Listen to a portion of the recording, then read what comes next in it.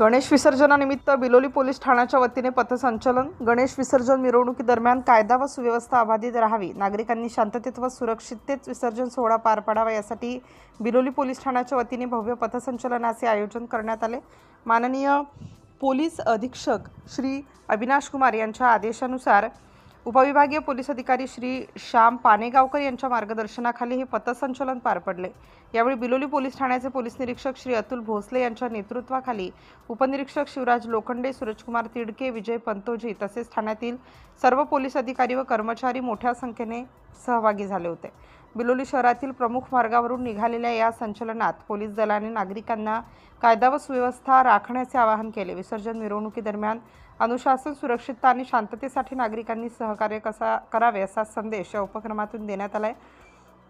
नागरिकांच्या सुरक्षेला प्राधान्य देत संपूर्ण शहर परिसरात पोलीस बंदोबस्त तैनात करण्यात आला होता। नागरिकांनीही उत्स्फूर्त प्रतिसाद देत पोलिसांच्या या पुढाकाराचे स्वागत केले। सिटी इंडिया न्यूजसाठी रिपोर्टर कमलाकर जमदडे।